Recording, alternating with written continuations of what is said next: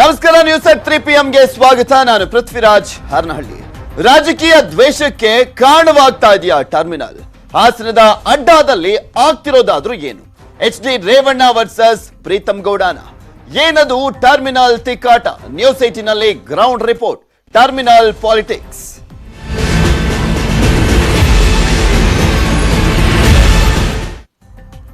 ಹಾಸನ ಅಂತ ಬಂದ್ರೆ ಸಾಕು ರಾಜಕೀಯ ಜಿದ್ದಾಜಿದ್ದಿಗೆ ಹೆಸರುವಾಸಿ. ಅಲ್ಲಿ ಈಗ ಒಂದು ಟರ್ಮಿನಲ್ ವಿಚಾರಕ್ಕೆ ಸಂಬಂಧಪಟ್ಟಂತೆ ಎರಡು ಗುಂಪುಗಳು ವಿರೋಧವನ್ನ ವ್ಯಕ್ತಪಡಿಸ್ತಾ ಇದ್ದಾವೆ. ಮೂರು ಪಕ್ಷಗಳು ಕೂಡ ಪಾಲಿಟಿಕ್ಸ್ ಅನ್ನ ಮಾಡ್ತಾ ಇದ್ದಾವೆ. ಟ್ರಕ್ ಟರ್ಮಿನಲ್ ವಿಚಾರದಲ್ಲಿ ಶುರುವಾಗಿದೆ ಪಾಲಿಟಿಕ್ಸ್. ಅಲ್ಲಿ ಟ್ರಕ್ ಟರ್ಮಿನಲ್ ವಿಚಾರಕ್ಕೆ ಸಂಬಂಧಪಟ್ಟಂತೆ ಹಾಸನದ JDS ಅಡ್ಡಾದಲ್ಲಿ ಬಿಜೆಪಿ ಅಭಿವೃದ್ಧಿಯ ಟಾಂಗ್ ಅನ್ನ ಕೊಡ್ತಾನೆ ಬರ್ತಾ ಇದೆ. ಈಗ ಆಲ್ರೆಡಿ ಗಮನಿಸ್ತಾ ಇದ್ದೀರಾ ಯಾವ ರೀತಿಯಾಗಿ ಹಾಸನ ತಾಲೂಕಿನ ವಿಚಾರಕ್ಕೆ ಸಂಬಂಧಪಟ್ಟಂತೆ ಜಿದ್ದಾಜಿದ್ದಿ ಏರ್ಪಟ್ಟಿದೆ ಅಂತ. ಇದುವರೆಗೂ ಹಾಸನದಲ್ಲಿ ಕಮಲ ಅರಳಿರಲಿಲ್ಲ. ಆದ್ರೆ ಮೊದಲ ಬಾರಿಗೆ ಅಂದ್ರೆ ಹಾಸನ ತಾಲೂಕಿನಲ್ಲಿ ಮೊದಲ ಬಾರಿಗೆ ಪ್ರೀತಮ್ ಗೌಡ್ರು ಬಿಜೆಪಿ ಶಾಸಕರಾದ ನಂತರ ದೊಡ್ಡ ಮಟ್ಟದಲ್ಲಿ JDS ವರ್ಸಸ್ ಬಿಜೆಪಿ ನಡುವೆ ಘರ್ಷಣೆಗಳು ನಡೀತಾನೆ ಇತ್ತು. ಈಗ ಅದಕ್ಕೆ ಮತ್ತೊಂದು ಅಸ್ತ್ರ ಸಿಕ್ಕಿರುವಂತದ್ದು ಟ್ರಕ್ ಟರ್ಮಿನಲ್ ನಿರ್ಮಾಣಕ್ಕೆ ವಿದ್ಯಾರ್ಥಿಗಳು ವಿರೋಧವನ್ನ ಕೂಡ ವ್ಯಕ್ತಪಡಿಸ್ತಾ ಇದ್ದಾರೆ.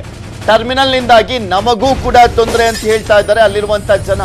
ವಿದ್ಯಾರ್ಥಿಗಳು ಜನ ವಿರೋಧದ ನಡುವೆಯೂ ಕೂಡ ಸರ್ಕಾರ ಮತ್ತು ಒಂದ್ ಕಡೆ ನಾವು ಮಾಡೇ ಮಾಡ್ತೀವಿ ಅಂತ ಹಠ ಹಿಡ್ಕೊಂಡು ಕೂತ್ಕೊಂಡಿದ್ದಾರೆ. ಕೆಲಸ ಸ್ಥಗಿತಗೊಳಿಸುವಂತೆ ಇಂದು ಗ್ರಾಮಸ್ಥರು ಪ್ರತಿಭಟನೆಯನ್ನ ಮಾಡಿದ್ರು. ಪೊಲೀಸರು ಮತ್ತು ಗ್ರಾಮಸ್ಥರ ನಡುವೆ ವಾಗ್ವಾದ ಕೂಡ ನಡೀತು. ಈ ವಿಚಾರಕ್ಕೆ ಸಂಬಂಧಪಟ್ಟಂತೆ ಶಾಮಿಯಾನ ಹಾಕಿ ಧರಣಿ ಕೂತ್ಕೊಂಡ್ರು ಮಾಜಿ ಸಚಿವ HD ರೇವಣ್ಣ ಅವರು. ಸ್ಥಳದಲ್ಲಿ 100ಕ್ಕೂ ಹೆಚ್ಚು ಪೊಲೀಸರನ್ನ ನಿಯೋಜನೆ ಮಾಡಲಾಗಿದೆ. ಟರ್ಮಿನಲ್ ಯೋಜನೆಗೆ ಮುಂದುವರೆದಿದೆ ಪ್ರತಿಭಟನೆ. ಅಲ್ಲಿ ಈಗ ಆಲ್ರೆಡಿ ಶಾಮಿಯಾನ ಹಾಕೊಂಡು ಧರಣಿ ಕೂಡ ಮಾಡಲಾಗ್ತಾ ಇದೆ. ನಿಮ್ಗೆ ತೋರಿಸ್ತಾ ಇದೀವಿ ಆ ಎಕ್ಸ್ಕ್ಲೂಸಿವ್ ಆದಂತ ದೃಶ್ಯಾವಳಿಗಳನ್ನ. ಈಗ ಬರ್ತಾ ಇರುವಂತ ದೃಶ್ಯಾವಳಿಗಳು ಧರಣಿ ನಿರತರನ್ನ ಆ ಸ್ಥಳದಿಂದ ಖಾಲಿ ಮಾಡಿಸ್ತಾ ಇದ್ದಾರೆ ಪೊಲೀಸರು. ಪ್ರತಿಭಟನೆ ಮಾಡ್ತಾ ಇದ್ದಂತವರನ್ನ ಆ ದೃಶ್ಯಾವಳಿಗಳನ್ನ ಗಮನಿಸಬಹುದು. ಪ್ರತಿಭಟನೆ ಮಾಡ್ತಾ ಇದ್ದಾರೆ ಅಲ್ಲಿರುವಂತ ಸ್ಥಳೀಯರು. ನಾವಿದಕ್ಕೆ ಅವಕಾಶ ಮಾಡಿಕೊಡಲ್ಲ, ಇಲ್ಲಿ ಅದು ಆಗ್ಬಾರ್ದು, ಟ್ರಕ್ ಟರ್ಮಿನಲ್ ಆಗ್ಬಾರ್ದು ಅಂತ. ಮತ್ತೊಂದ್ ಕಡೆ ಗಮನಿಸ್ತಾ ಇದ್ದೀರಾ HD ರೇವಣ್ಣ ಅವರು ಕೂಡ ಇದ್ದಾರೆ ಸ್ಥಳದಲ್ಲೇ. ಅಲ್ಲಿರುವಂತ ಸಾರ್ವಜನಿಕರ ಒಂದು ಏನವರು ವಿರೋಧವನ್ನ ವ್ಯಕ್ತಪಡಿಸ್ತಾ ಇದ್ದಾರೆ, ಆ ಸಮಸ್ಯೆಯನ್ನ ಆಲಿಸ್ತಾ ಇದ್ದಾರೆ.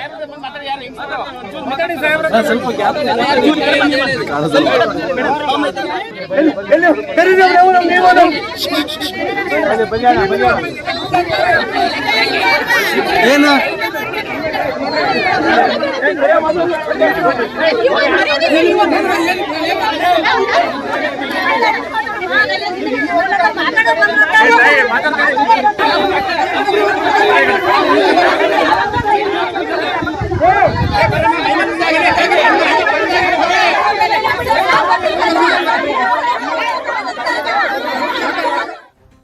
ಇನ್ನು ಏನಿದು ಟ್ರಕ್ ಟರ್ಮಿನಲ್, ಏನಿದು ವಿವಾದ, ಯಾವ ಕಾರಣಕ್ಕೆ ವಿವಾದ ಎದ್ದಿದೆ, ಅಲ್ಲಿ ಆಗ್ತಿರೋದೇನು ಅಂತ ನೋಡೋದಾದ್ರೆ ಹಾಸನ ಹೊರವಲಯದಲ್ಲಿ ನಿರ್ಮಾಣವಾಗ್ತಾ ಇದೆ ಟ್ರಕ್ ಟರ್ಮಿನಲ್. 76 ಎಕರೆ ಪ್ರದೇಶದ ಹೇಮ ಗಂಗೋತ್ರಿ ಕ್ಯಾಂಪಸ್ ನಲ್ಲಿ ನಿರ್ಮಾಣ ಮಾಡಲಾಗ್ತಾ ಇರುವಂತದ್ದು.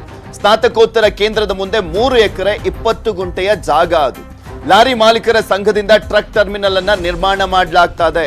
ಟರ್ಮಿನಲ್ ನಿರ್ಮಾಣಕ್ಕೆ ಸರ್ಕಾರದಿಂದಲೂ ಕೂಡ ಅನುಮೋದನೆ ಸಿಕ್ಕಿದೆ. ಟರ್ಮಿನಲ್ ನಲ್ಲಿ ರಾತ್ರಿ ಲಾರಿಗಳ ತಂಗುದಾಣ ಮಾಡಲಾಗ್ತಾ ಇದೆ. ಟ್ರಕ್ ಟರ್ಮಿನಲ್ ಅಂದ್ರೆ ಅಲ್ಲಿ ಲಾರಿಗಳು ಓಡಾಡ್ತಿರ್ತಾವಲ್ಲ, ಆ ರೋಡ್ ನಲ್ಲಿ ಓಡಾಡುವಂತ ಲಾರಿಗಳು ರೆಸ್ಟ್ ಮಾಡಬೇಕು ಅಂದ್ರೆ, ಅಲ್ಲಿನ ಚಾಲಕರು ರೆಸ್ಟ್ ಮಾಡಬೇಕು ಅಂದ್ರೆ ಅಲ್ಲಿ ನಿಲ್ಸ್ಬಿಟ್ಟು ರೆಸ್ಟ್ ಮಾಡುವಂತದ್ದು. ಲಾರಿ ಡ್ರೈವರ್ ಕ್ಲೀನರ್ಗಳಿಗೆ ರೆಸ್ಟ್ಗೆ ವ್ಯವಸ್ಥೆ ಮಾಡಲಾಗ್ತಾ ಇದೆ. ಅಲ್ಲಿ ಟರ್ಮಿನಲ್ ಗಳಿಂದ ತೊಂದರೆ ಅಂತ ಜನ ಆರೋಪವನ್ನ ಮಾಡ್ತಾ ಇದ್ದಾರೆ. ಇಲ್ಲಿ ಟರ್ಮಿನಲ್ ಮಾಡುವಂತ ಸಂದರ್ಭದಲ್ಲಿ ಸಹಜವಾಗಿ ಉದ್ದುದ್ದ ಕ್ಯೂ ನಿಂತ್ಕೊಳ್ತವೆ ಲಾರಿಗಳು. ಇಲ್ಲಿ ಸೌಂಡ್ ಆಗುತ್ತೆ, ಸೌಂಡ್ ಪೊಲ್ಯೂಷನ್ ಆಗುತ್ತೆ, ನಮಗೂ ತೊಂದರೆ ಆಗುತ್ತೆ ಅಂತ ಆರೋಪ ಮಾಡ್ತಿದ್ದಾರೆ. ಇನ್ನು ಟ್ರಕ್ ಟರ್ಮಿನಲ್ ವಿರುದ್ಧ ಜನರು ಪ್ರತಿಭಟನೆಯನ್ನ ಮಾಡ್ತಾ ಇದ್ದಾರೆ. ಯಾವ ರೀತಿಯಾಗಿತ್ತು ಪ್ರತಿಭಟನೆ ಅನ್ನೋದನ್ನ ಕೂಡ ನಿಮ್ಗೆ ತೋರಿಸ್ತಾ ಇದ್ವಿ. ಮೇನ್ ಇಲ್ಲಿ ಆರೋಪ ಮಾಡ್ತಾ ಇರೋದು, ಆಕ್ರೋಶ ವ್ಯಕ್ತವಾಗ್ತಾ ಇರುವಂತದ್ದು ಅಲ್ಲಿನ ಜನರಿಂದ ಶಬ್ದ ಮಾಲಿನ್ಯ ಆಗತ್ತೆ, ವಾಯು ಮಾಲಿನ್ಯದ ಭೀತಿ ಎದುರಾಗಿದೆ, ಹೆಣ್ಣು ಮಕ್ಕಳ ಸುರಕ್ಷತೆಗೂ ಕೂಡ ತೊಂದರೆ ಆಗುತ್ತೆ ಅನ್ನುವಂತ ಆತಂಕ ವ್ಯಕ್ತಪಡಿಸ್ತಾ ಇದ್ದಾರೆ. ಇಲ್ಲಿ ಉದ್ದುದ್ದ ಲಾರಿಗಳು ನಿಲ್ಸ್ಕೊಂಡ್ಬಿಟ್ರೆ ಆ ಚಾಲಕರು ಅಥವಾ ಅಲ್ಲಿರುವಂತ ಕ್ಲೀನರ್ಗಳು ರೆಸ್ಟ್ ಮಾಡ್ತಾ ಇರ್ತಾರೆ. ಹೆಣ್ಮಕ್ಳಿಗೂ ಕೂಡ ಒಂದು ರೀತಿಯಾದಂತಹ ತೊಂದರೆ, ಭಯ ಇದೆ, ಭಯದ ವಾತಾವರಣ ನಿರ್ಮಾಣವಾಗ್ತಾ ಇದೆ. ಸೌಂಡ್ ಪೊಲ್ಯೂಷನ್ ಆಗುತ್ತೆ, ವಾಯು ಮಾಲಿನ್ಯದ ಭೀತಿ ಕೂಡ ಇರುವಂತದ್ದು ಅನ್ನುವಂತ ಆರೋಪವನ್ನ ಮಾಡ್ತಾ ಆಕ್ರೋಶವನ್ನ ವ್ಯಕ್ತಪಡಿಸ್ತಾ ಇದ್ದಾರೆ ಅಲ್ಲಿರುವಂತ ಸ್ಥಳೀಯರು. It's okay, we can accept it ಅಂತ ಅಕ್ಸೆಪ್ಟ್ ಮಾಡ್ಬೋದು ವಿತೌಟ್ ಎನಿ ಈ ಕಾಸ್ ಮಾಡ್ತಿರೋದ್ರಿಂದ ನಿಮ್ಗೂ ಗೊತ್ತು ಎಜುಕೇಶನಲ್ ಎನ್ವೈರನ್ಮೆಂಟ್ ಹಾಳಾಗುತ್ತೆ. ಸೊ ಆಸ್ ಯು ನೋಡೋದು ಇದು ಮಾಡ್ತಿದ್ದ ತಪ್ಪು ಅಂತ ಗೊತ್ತಿದ್ದು ಮಾಡ್ತಿದಾರೋ ಗೊತ್ತಿಲ್ಲದೆ ಮಾಡ್ತಿದಾರೋ ಗೊತ್ತಿಲ್ಲ. ಎಜುಕೇಶನ್ ಇನ್ಸ್ಟಿಟ್ಯೂಟ್ ಇರೋ ಕಡೆ ನಾಯ್ಸ್ ಪೊಲ್ಯೂಷನ್ ಆಗ್ತದೆ. ಟ್ರಕ್ ಟರ್ಮಿನಲ್ ಆದ ತಕ್ಷಣ ಬೇರೆ ಒಂದೇನೋ ಮತ್ತೊಂದು ಬಂಕ್ ಆಗುತ್ತೆ, ಎಂತ ಕುಡಿಯೋಕೆನೋ ಓಪನ್ ಮಾಡ್ತಾರೆ, ಎಲ್ಲ ಓಪನ್ ಮಾಡ್ತಾರೆ ಅಂದ್ರೆ ಅದು ನಮ್ಮ ಅಸಂಪ್ಷನ್ ಅಂದ್ರೆ ಓಕೆ ಒಪ್ಕೋತೀವಿ. ಇವಾಗಲೇ ಇಲ್ಲಿ ಕನ್ಸ್ಟ್ರಕ್ಷನ್ ಮಾಡ್ತಿರುವಾಗ್ಲೇ ಸ್ವಲ್ಪ ಸಮಸ್ಯೆಗಳು ಆಗಿದೆ. ಇದನ್ನ ಎಲ್ಲ ಸ್ಟೂಡೆಂಟ್ಸು ಫೇಸ್ ಮಾಡಿದ್ದಾರೆ. ಆ್ಯಂಡ್ ಮೋರ್ ಓವರ್ ಅಲ್ಲಿ ಬಾಯ್ಸ್ ಹಾಸ್ಟೆಲ್ ಕೂಡ ಇದೆ, ಗರ್ಲ್ಸ್ ಹಾಸ್ಟೆಲ್ ಇದೆ. Most important thing, more than 80% of the students R girls here. ನಾವಿಲ್ಲಿ ಓದ್ತಿದೀವಿ, ನಮಗೆ ನಿಜವಾಗ್ಲೂ ಇಲ್ಲಿ ತೊಂದರೆ ಆಗುತ್ತೆ. ಯಾರೋ ಇಲ್ಲಿ ಓಡಾಡೋದ್ರಿಂದ ಆಗಿ ಕುಡ್ದು ಬಂದು ಮಾತಾಡೋದ್ರಿಂದಾನೇ ಆಗಿರ್ಬೋದು. First of all education institution ಅಲ್ಲಿ ಎಜುಕೇಶನ್ ಎನ್ವಿರಾನ್ಮೆಂಟ್ ಹಾಳಾಗಬಾರ್ದು. ಸೊ ನಾವು ಅದಕ್ಕೆ ಹೋರಾಡ್ತಿದೀವಿ. ನಾವು ಎಜುಕೇಶನ್ ಪಡ್ಕೊಳಕ್ಕಂತ ಬಂದಿದ್ವಿ. 100% ನಮ್ದು ಯಾವಾಗಲೂ ನಾವು ಯಾವುದೋ ಬೇರೆ ಕಡೆ ಕಾನ್ಸಂಟ್ರೇಟ್ ಮಾಡಕ್ ಆಗಂಗಿಲ್ವಲ್ಲ. ಇದ್ಯಾವುದು ಡಿಸ್ಟರ್ಬ್ ಆಗಂಗಿಲ್ಲ ಅಂತ ನಾವು ಹೇಳಂಗಿಲ್ಲ. ಇದೆಲ್ಲಾನು ಡಿಸ್ಟರ್ಬೆನ್ಸ್ ಆಗ್ತಿದೆ. ಈವನ್ ಈ ಕನ್ಸ್ಟ್ರಕ್ಷನ್ ಸ್ಟಾರ್ಟ್ ಮಾಡಿದ ಪ್ರತಿಯೊಂದು ಮೊಮೆಂಟ್ ಅವ್ರು ಏನ್ ಸ್ಟಾರ್ಟ್ ಮಾಡಿದ್ರೆ ಅವಾಗಿಂದನೂ ನಮ್ಗೆ ಎಲ್ಲರಿಗೂ ಡಿಸ್ಟರ್ಬ್. ಸರ್ಕಾರಿ ಗೋಮಾಳದಲ್ಲಿ ಟ್ರಕ್ ಟರ್ಮಿನಲ್ ಅನ್ನ ನಿರ್ಮಾಣ ಮಾಡಲಾಗ್ತಾ ಇರುವಂತದ್ದು, ದನ ಮೇಯಿಸ್ಲಿಕ್ಕೆ ಎಲ್ಲಿಗೆ ಹೋಗ್ಲಿ ಅಂತ ಜನರು ಅಲ್ಲಿರುವಂತವರು ಪ್ರಶ್ನೆ ಮಾಡ್ತಾ ಇದ್ದಾರೆ. ಸುತ್ತಲಿನ ಗ್ರಾಮಸ್ಥರು ಆಕ್ರೋಶ ವ್ಯಕ್ತಪಡಿಸ್ತಾ ಇದ್ದಾರೆ. ಸಚಿವರಿಗೂ ಕೂಡ ಬಿಸಿ ಮುಟ್ಟಿಸ್ತಾ ಇದ್ದಾರೆ. ದನ ಮೇಯಿಸ್ಲಿಕ್ಕೆ ಎಲ್ಲಿಗೆ ಹೋಗ್ರಪ್ಪ, ನಾವು ಎಲ್ಲಿಗೆ ಹೋಗೋದಂಗಾದ್ರೆ ಈ ಗೋಮಾಳ ಜಾಗವನ್ನ ಬಿಡ್ಕೊಡ್ತಾ ಇದ್ದೀರಲ್ಲ ನೀವು ಅಂತ ಆಕ್ರೋಶ ವ್ಯಕ್ತವಾಗ್ತಾ ಇದೆ. ಅಲ್ಲಿನ ಸ್ಥಳೀಯರು ಆಕ್ರೋಶ ವ್ಯಕ್ತಪಡಿಸ್ತಾ ಇದ್ದಾರೆ. ಪ್ರಾಣ ಕೊಡ್ತೀವಿ ಬೇಕಿದ್ರೆ, ಟ್ರಕ್ ಟರ್ಮಿನಲ್ ಮಾಡ್ಲಿಕ್ಕೆ ಮಾತ್ರ ಬಿಡಲ್ಲ ನಾವು. ಸರ್ಕಾರದ ಮುಂದೆ ಪಟ್ಟನ್ನೇ ಹಿಡಿದಿದ್ದಾರೆ ಅಲ್ಲಿನ ಗ್ರಾಮಸ್ಥರು. ಮೊನ್ನೆ ಸಚಿವ ಅಶ್ವಥ್ ನಾರಾಯಣಗೂ ಕೂಡ ಗೇರಾವನ್ನ ಹಾಕಲಾಗಿದೆ. ಆ ಸ್ಥಳದಲ್ಲಿ ಪಾಸ್ ಆಗೋ ಟೈಮ್ನಲ್ಲಿ ಅಶ್ವಥ್ ನಾರಾಯಣ ಸಚಿವ ಅವರಿಗೂ ಕೂಡ ಗೇರಾವನ್ನ ಹಾಕಿ ಕಳಿಸಿದ್ದಾರೆ ಅಲ್ಲಿನ ಸ್ಥಳೀಯರು. ಯಾಕ್ರಿ ನೀವು ಸಪೋರ್ಟ್ ಮಾಡ್ತಿದ್ದೀರಾ, ಇಲ್ಲಿ ಬೇಡ ನಮ್ಗೆ ಟ್ರಕ್ ಟರ್ಮಿನಲ್, ಎಲ್ಲಾದ್ರೂ ಮಾಡ್ಕೊಳ್ಳಿ, ಇಲ್ಲಿ ಯಾಕೆ ಮಾಡ್ತಿದ್ದೀರಾ, ಸರ್ಕಾರಿ ಗೋಮಾಳ ಜಾಗವನ್ನ ಯಾಕೆ ಯೂಸ್ ಮಾಡ್ತಾ ಇದ್ದೀರಾ, ನಾವ್ ಎಲ್ಲಿಗೆ ಹೋಗ್ಬೇಕು ದನ ಮೇಯಿಸ್ಲಿಕ್ಕೆ ಹಂಗಾದ್ರೆ ಅಂತ ಪ್ರಶ್ನೆ ಮಾಡಿ ಗೇರಾವಾಗಿ ಕಳಿಸಿದ್ದಾರೆ ಅಲ್ಲಿನ ಗ್ರಾಮಸ್ಥರು.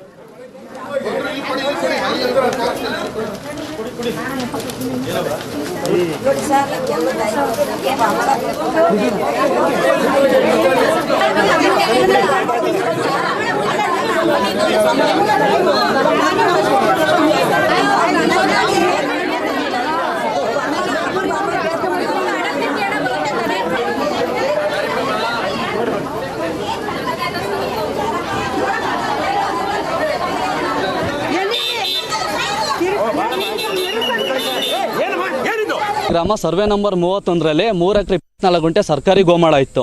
ಇದು ಮೊದಲು 6 ಎಕರೆ ಇದ್ದಿದ್ರಲ್ಲಿ ರಾಷ್ಟ್ರೀಯ ಹೆದ್ದಾರಿಗೆ ಭೂಸ್ವಾಧೀನಾಗಿ ಉಳಿಕೆ ಜಾಗ 3 ಎಕರೆ 24 ಗುಂಟೆ ಜಾನುವಾರುಗಳಿಗೆ ಮೀಸಲಾಗಿರುವ ಜಾಗ ಸರ್ಕಾರಿ ಗೋಮಾಳ ಅಂತ ನಮಗೆ ಮೀಸಲಾಗಿತ್ತು ಸರ್. ನಮ್ಮ ಗ್ರಾಮದಲ್ಲಿ ಜಾನುವಾರುಗಳು 380ರಿಂದ 400 ಜಾನುವಾರುಗಳಿದೆ. ರೈತರ ಹತ್ರ ಜಮೀನು ಇಲ್ಲ. ಅಂದರೆ ಸರ್ಕಾರಿ ಗೋಮಾಳ ಜಾನುವಾರುಗಳಿಗೆ ಮೀಸಲಾಗಿರುವಂಥ ಜಾಗ ಇವತ್ತು ಅದಕ್ಕೋಸ್ಕರನೇ ಬಿಟ್ಟಿದ್ದರೆ ಗ್ರಾಮಸ್ಥರು ಯಾವುದೇ ರೀತಿ ವಿರೋಧ ಮಾಡ್ತಿರ್ಲಿಲ್ಲ ಸರ್. ಇವರಿಗೆ ಪರ್ಯಾಯವಾದ ಜಾಗನ ನಾವು ತೋರಿಸಿದ್ದೀವಿ. ಇದೇ ಸರ್ವೆ ನಂಬರ್ ಜಾಗವನ್ನು ಸರ್ಕಾರಿ ಗೋಮಾಳ ರೈತರಿಗೆ ಮೀಸಲಾಗಿ ಜಾನುವಾರಿಗೆ ಮೀಸಲಾಗಿದ್ದ ಜಾಗವನ್ನು ಇವರು ಟ್ರಕ್ ಟರ್ಮಿನಲ್ ಅಂತ ಲಾರಿ ನಿಲ್ದಾಣವನ್ನು ಮಾಡೋದಕ್ಕೆ ಮಾಡ್ತಾ ಇದ್ದಾರೆ. ಸೊ ಇದು ಏನಪ್ಪ ಈ ಕಡೆ ಗ್ರಾಮಸ್ಥರಿಗೂ ಸಮಸ್ಯೆ ಆಗಿದೆ ಸರ್. ಈ ಗೋಮಾಳದ ಮೇಲೆ ಆಧಾರವಾಗಿಯೇ ಜಾನುವಾರು ಸಾಕಿರೋರು 70% ಜನ ಇದ್ದಾರೆ. ಯಾಕಂದ್ರೆ ಇವತ್ತು ಅವ್ರ ಹತ್ರ ಸಾಕೋರಿಕೆ ಬೆಳೆ ಬೆಳೆಯೋದಕ್ಕೆ ಜಮೀನೇ ಇಲ್ಲ ಸರ್. ಟ್ರಕ್ ಟರ್ಮಿನಲ್ ಇಲ್ಲಿ ಬೇಡ ಸರ್. ಈ ಸ್ಥಳ ಯಾವುದೇ ರೀತಿ ಸೂಕ್ತವಾದದ್ದು ಅಲ್ಲ. ಈ ಕಡೆ ವಿದ್ಯಾರ್ಥಿ ಎಜುಕೇಶನ್ ಶಿಕ್ಷಣಕ್ಕೂ ಯಾವುದೇ ರೀತಿ ಅನಾನುಕೂಲ ಆಗುತ್ತೆ ಇದಾಗೋದ್ರಿಂದ ರೈತರಿಗೂ. ರಾಜಕೀಯ ಗುದ್ದಾಟಕ್ಕೆ ವೇದಿಕೆ ಆಗಿದೆ ಟ್ರಕ್ ಟರ್ಮಿನಲ್. ಸರ್ಕಾರ, ಶಾಸಕ, ಸಚಿವರ ವಿರುದ್ಧ HD ರೇವಣ್ಣ ಗರಂ ಆಗಿದ್ದಾರೆ. ತಾಲೂಕ್ ಪಂಚಾಯಿತಿ ಇಒ, ಜಿಲ್ಲಾಧಿಕಾರಿಗೂ ಕೂಡ ತರಾಟೆಗೆ ತೆಗೆದುಕೊಂಡಿದ್ದಾರೆ. HD ರೇವಣ್ಣ ಅವರು ಇಲ್ಲಿ ಟ್ರಕ್ ಟರ್ಮಿನಲ್ ಆಗ್ತಾ ಇರುವಂತ ವಿಚಾರಕ್ಕೆ ಸಂಬಂಧಪಟ್ಟಂತೆ ಎಂದೂ ಕೂಡ ರೇವಣ್ಣ ಜನರ ಜೊತೆ ಧರಣಿಗೆ ಕೂತ್ಕೊಂಡಿದ್ದಾರೆ. ಅಲ್ಲಿನ ಜನರ ಧ್ವನಿ ಆಗ್ತಾ ಇದ್ದಾರೆ ರೇವಣ್ಣ ಅವರು. ಅಲ್ಲಿನ ಹೋರಾಟಕ್ಕೆ ಈಗ ರೇವಣ್ಣ ಅವರು ಕೂಡ ಎಂಟ್ರಿ ಕೊಟ್ಟಂತ ಹಿನ್ನೆಲೆಯಲ್ಲಿ ಒಂದು ಬೂಸ್ಟ್ ಬಂದಂಗೆ ಆಗಿದೆ. ಅಲ್ಲಿನ ಜನಕ್ಕೂ ಕೂಡ ತಮ್ಮ ಹೋರಾಟಕ್ಕೆ ಧ್ವನಿ ಆಗಿದ್ದಾರಲ್ಲ ರೇವಣ್ಣ ಅವರು ಅಂತ. ಮೊನ್ನೆ ತಾಲೂಕ್ ಪಂಚಾಯತಿ ಇಒಗೆ ಸರಿಯಾಗಿ ಜಾಡ್ಸ್ಬಿಟ್ಟಿದ್ರು ರೇವಣ್ಣ ಅವರು. ನೀವು ಕೂಡ ನೋಡಿದ್ರಿ. ಅದಾದ್ಮೇಲೆ ದನ ಕಾಯೋನು ಅಂತ ಹೇಳಿದ್ದಂತ ಹೇಳಿಕೆ ವಿಚಾರಕ್ಕೆ ಸಂಬಂಧಪಟ್ಟಂತೆ ವಾಪಸ್ ತಗೊಂಡಿದ್ರು. ಓಕೆ, ನಾನು ಆ ರೀತಿಯಾಗಿ ಮಾತನಾಡಬಾರ್ದಿತ್ತು ಅಂತನೂ ಕೂಡ ಹೇಳಿದ್ರು. ನೀನ್ ದನಿನ ಡಾಕ್ಟ್ರು, ನಾನ್ ತಂದು ಹಾಕಿರೋ ನಿನ್ನ ದನಿಗೆ ಇಂಜೆಕ್ಷನ್ ಕೊಡೋದು ನೀನು, ನಿನ್ಗೇನು ಗೊತ್ತೈತೆ? ಎಲ್ಲ ಇದನ್ನ ಮಾಡೋಕ್ಕೋಸ್ಕರ ಹೆಣ್ಮಕ್ಳು ಕಾಲೇಜ್ ಇದಾಕಕ್ಕೆ ಬಿಟ್ಟವ್ರು ನಿನ್ನ. ನನ್ನ ಕೈಲಿ ನೆನ್ನೆ ಹೇಳಿದೆ DC, ನಾನೇನ್ ಮಾಡ್ಲಿ ಸರ್, DC ಅಲ್ಲಾಡಿಸ್ತವ್ರೆ ಅಂತ ನೆನ್ನೆ. ನೀನ್ ದರ ಕಾಯಕ್ ಹೋಗು, DC ಮನೆ ಇನ್ನು ಎಚ್ ಡಿ ರೇವಣ್ಣ ಹಾಸನದ ಡಿಸಿ ಅನ್ನ ತರಾಟೆಗೆ ತೆಗೆದುಕೊಂಡಿದ್ರು. ಡಿಸಿ ಅವ್ರನ್ನೂ ಕೂಡ ಬಿಟ್ಟಿರಲಿಲ್ಲ ರೇವಣ್ಣ ಅವರು. ಏನ್ ಮಾತನಾಡಿದ್ರು ನೋಡೋಣ. ಕ್ಷೇತ್ರಕ್ಕೂ ಬರುತ್ತೆ, ಅದಕ್ಕೆ ಹಾಸನ ಜಿಲ್ಲೆ ಅದು ನನ್ನ ಪಂಚಾಯತಿ ಬರುತ್ತೆ, ನಂದು 2 ನನ್ನ ಪಂಚಾಯತಿ ಬರುತ್ತದೆ. ನಾನು ಹೇಳೋದು ಈಗ ಒಂದೇ ಪಂಚಾಯತಿ ಅಂದ್ರೆ ಹಂಗಾರೆ ಆಸ್ತಿಯನ್ನು ಬರ್ಕೊಟ್ಬಿಟ್ಟವ್ರು MLA-ಗೆ. ಅಲ್ಲ ನೀವು ನಾನು ಹೇಳೋದು ಹೈವೇ ಇದೆ DCR, ಇವ್ರು ಹೇಳೋದು ಸರ್ ನಮ್ಮ ಹತ್ರ ಏನು ನೆನ್ನೆ ಹೇಳಿದ್ರು, ಮೀಟಿಂಗ್ ಮಾಡಿದ್ದೆ ನೆನ್ನೆ, ಸರ್ ಯಾರು ಪರ್ಮಿಷನ್ ತಗೊಂಡಿಲ್ಲ ಸರ್, ಪಂಚಾಯತಿ ಲೈಸೆನ್ಸ್ ಕೊಡ್ತಿಲ್ಲ. ಆಮೇಲೆ ಇವ್ರೇನೈತೆ ಇವರೆಲ್ಲ ಹೋಗಿ ಆ ಹುಡುಗಿ ಮೇಲೆ ಗಲಾಟೆ ಮಾಡ್ತಾರೆ. ಯಾರೋ ಹುಡುಗಿ ಅವಳು ಪಾಪ ಹುಡುಗಿ ಏನೈತೆ ಇದು ಅಂತ ಹೇಳಿ ಅಲ್ಲಿ ಬಡ್ಕೋತಾವ್ರೆ. ಏನಾರು ನಾಳೆ ಹುಡುಗಿ ಸೂಸೈಡ್ ಮಾಡ್ಕೊಂಡ್ರೆ ಇವ್ರು ಏನಾರಾಗಲಿ ಸರ್, ನಾಳೆ ನಾಡೋದಕ್ಕೆ ಮಿನಿಸ್ಟರ್ ಬರ್ತಾರೆ, ಬರೋರಿಗೆ ಕೆಲಸ ನಿಲ್ಲಿಸಿ ಅಂತ ಸರ್ ನಾನು ಹೇಳಿದ್ದು ಮೊನ್ನೆ ನಿಮ್ಮ ಹತ್ರ ಬಂದು ನಾವು ಇವತ್ತು ಬರೀ ನಿಮಗೆ ಕೋಪರೇಟ್ ಕೊಟ್ಟಿದ್ದೀವಿ.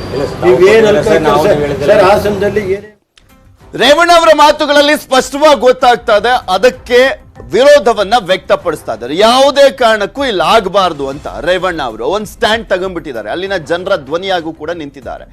ರೇವಣ್ಣ ಅವರ ಸಿಟ್ಟು ಆಕ್ರೋಶಕ್ಕೆ ಶಾಸಕ ಮತ್ತೆ ಸಚಿವರು ಅಲ್ಲಿ ಟಕ್ಕರ್ ಕೊಡ್ತವ್ರೆ, ಟಾಂಗ್ ಕೊಡ್ತವ್ರೆ.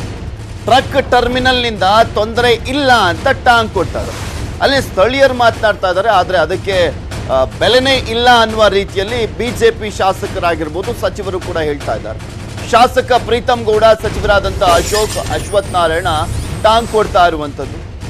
ರೇವಣ್ಣ ಹೊಳೆ ನರಸೀಪುರ ನೋಡ್ಕೊಳ್ಳಿ, ಹಾಸನಕ್ಕೂ ರೇವಣ್ಣಗೂ ಏನ್ ಸಂಬಂಧ ಅಂದ್ರೆ ಪ್ರಶ್ನೆನೇ ಮಾಡಂಗಿಲ್ವಾ? ಅಲ್ಲಿ ಏನಾದ್ರೂ ಸಮಸ್ಯೆಗಳಾದ್ರೆ ಅಲ್ಲಿರುವಂತವ್ರು ಮಾತ್ರ ಪ್ರಶ್ನೆ ಮಾಡ್ಬೇಕಾ? ಅದೇನು ಒಂದು ದೇಶನಾ? ರೇವಣ್ಣ ಅವರು ಕೂಡ ಹಾಸನ ಜಿಲ್ಲೆಯವರು. ಅಲ್ಲಿ ಅಭಿವೃದ್ಧಿ ಮಾಡಲಿಕ್ಕೆ ಪ್ರಮುಖವಾಗಿ ರೇವಣ್ಣ ಅವರ ಕೊಡುಗೆ ದೊಡ್ಡದಿದೆ. ಹಾಸನದಲ್ಲಿ ಏನೋ ಜನರ ಸಮಸ್ಯೆ ಇದೆ, ಅಲ್ಲಿ ಧ್ವನಿಯಾಗಿ ಬರ್ತಾ ಇದ್ದಾರೆ. ಬಟ್ ರೇವಣ್ಣಂಗೂ ಅಲ್ಲಿಗೂ ಏನ್ ಸಂಬಂಧ ಅಂತ ಕೇಳ್ತವ್ರೆ. ರೇವಣ್ಣಗೆ ಪ್ರೀತಮ್ ಗೌಡ ಟಾಂಗ್ ಕೊಡ್ತಾ ಇದ್ದಾರೆ. ಈ ರೀತಿಯಾಗಿ ಸಚಿವರು ಕೂಡ ಅದಕ್ಕೆ ಸಾಥ್ ಕೊಟ್ಟರು.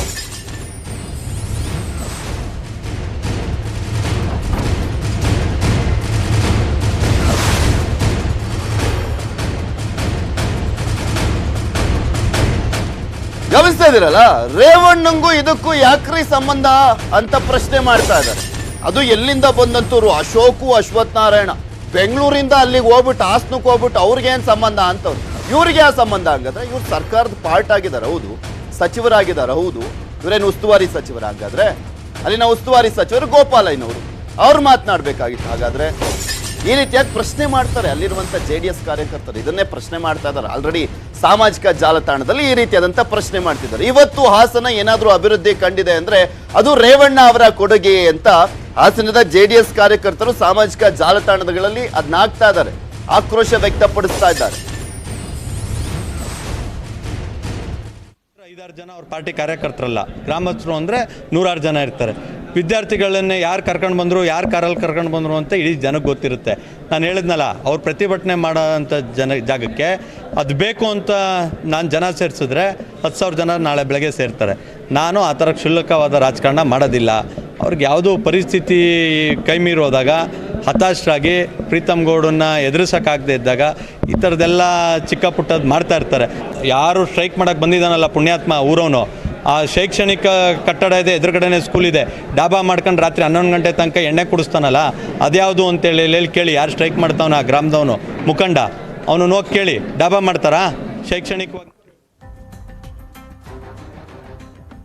ನಾವು ಅಡ್ರೆಸ್ ಗಿಲ್ದಂಗೆ ಹೊಟ್ಟೋಗಿದ್ದೀನಲ್ಲ, ನನ್ನ ಅಡ್ರೆಸ್ ಹುಡುಕ್ಬೇಕಲ್ಲ ಅನ್ನೋಂಥದ್ದು ಅವ್ರಿಗೆ ಸಮಸ್ಯೆ ಆಗಿದೆ. ಪಾಪ ಅವರ ಆತ್ಮವಿಶ್ವಾಸಕ್ಕೆ ಧಕ್ಕೆ ಆಗಿದೆ. ಅವ್ರು ಎಲ್ಲೆಲ್ಲೂ ಲೆಕ್ಕಕ್ಕೂ ಇಲ್ಲ. ಡಿಸ್ಕೌಂಟೆಡ್ ಕೇಸಸ್ಗಳು ಇನ್ನೂ ಉತ್ತಮವಾಗಿ ಮಾಡಲಿಕ್ಕೆ ಹೇಗೆ ಕೆಲಸ ಮಾಡೋದನ್ನು ಅವ್ರಿಗೆ ತೋರಿಸ್ಕೊಡ್ತಾರೆ. ಅದಕ್ಕೆ ರೇವಣ್ಣ ಭಾಳ ದಕ್ಷ, ಪ್ರಾಮಾಣಿಕ, ಸ್ವಜನ ಪಕ್ಷಪಾತವಿಲ್ಲದೆ ಭಾಳ ಪಾರದರ್ಶಕವಾಗಿ ಕೆಲಸ ಮಾಡಿರೋರು. ಅವರ ವಿಚಾರ ಅವ್ರ ಊರಿನವ್ರಿಗೆ ಗೊತ್ತು, ಅವ್ರ ಜೊತೆನಲ್ಲಿರೋರಿಗೆ ಗೊತ್ತು, ಯಾವ ರೀತಿ ರಾಜ್ಯಕ್ಕೆ ಗೊತ್ತಿದೆ. ಅವರಿಗೆ ನನ್ನ ವಿಚಾರದಲ್ಲಿ ಮಾತಾಡೋವಂಥ ನೈತಿಕತೆಯೂ ಇಲ್ಲ, ಅರ್ಹತೆಯೂ ಇಲ್ಲ. ಅವ್ರಿಗೂ ಇವ್ರಿಗೆ ಏನು ಸಂಬಂಧ? ಅದೇ ಹೇಳ್ತಾ ಇದ್ದದ್ದು, ಪಟೇಲ್ದು 99 ಎಕರೆ, ನಂದು 1 ಎಕರೆ ಅಂತ ಹೇಳಿ. ಹಂಗಾತದ ಕತೆ ರೇವಣ್ಣನ ಕತೆ. ನಂದೆಲ್ಲೋ ಬರ್ತೈತೆ, ಬಾರ್ಡ್ರಲ್ಲೂ ಓದ್ತೈತೆ, ಅದೆಲ್ಲ ಅಲ್ಲ. ಅಭಿವೃದ್ಧಿ ಕಾರ್ಯಕ್ಕೆ ಯಾರೂ ಕೂಡ ತೊಂದರೆ ಕೊಡಬಾರ್ದು. ಹೊಸ್ದಾಗಿ ಮಾಡೋಕ್ಕೆ ಹೊರಟೋರಿಗೆ ಯಾಕೆ ಕಲ್ಲಾಗ್ತೀರಾ? ಅನುಮೋದನೆ ಕೊಟ್ಟವನು ನಾನು ಅಲ್ವಾ? ಹಣ ಬಿಡುಗಡೆ ಮಾಡೋನು ನಾನು, ಗುದ್ಲಿ ಪೂಜೆ ಮಾಡೋರು ನಾನೇ. ಅದರಿಂದ ಅವರ ಕ್ಷೇತ್ರವನ್ನು ನೋಡ್ಕೊಂಡ್ಲಿ, ಸದ್ಯಕ್ಕೆ ಅವ್ರ ಕ್ಷೇತ್ರ ಅವ್ರು ನೋಡ್ಕೊಂಡ್ಲಿ. ಅವ್ರ ಕಾಲದಲ್ಲಿ ಆಗಿಲ್ಲಲ್ಲ, ಅದಕ್ಕೆ ಬೇಜಾರಷ್ಟೇ ಅವ್ರಿಗೆ. ಏನಾಯ್ತು ರೇವಣ್ಣ ಅವ್ರಿಗೆ ಎಲ್ಲ ನಾನೇ ಮಾಡಿದೆ, ಅವ್ರ ಮನೆ ಪ್ರೆಸ್ ಮೀಟ್ ನೋಡಿದೆ, ರೋಡು ನಾನೇ ಮಾಡಿದ್ದು, ಅದು ನಾನೇ ಮಾಡಿದ್ದು ಎಲ್ಲ ಅಂತ. ಅದಿದೆಯಲ್ಲ, ಆ ಮೈಂಡ್ ಸೆಟಪ್ ಹೋಗ್ಬೇಕು. ಸರ್ಕಾರ ತೀರ್ಮಾನ ಮಾಡಿ ನಾವು ಅನುಮೋದನೆಯನ್ನು ಕೊಟ್ಟಿದ್ದೀವಿ. ಇವೆಲ್ಲ ಇವಿಷ್ಟು ಈ ಕ್ಷಣದವರೆಗಿನ ಸುದ್ದಿಗಳು. ನೋಡ್ತಾ ಇರಿ ನ್ಯೂಸ್ 18 ಕನ್ನಡ. ಜಾಲ ನಮ್ಮದು, ಬಲ ನಿಮ್ಮದು.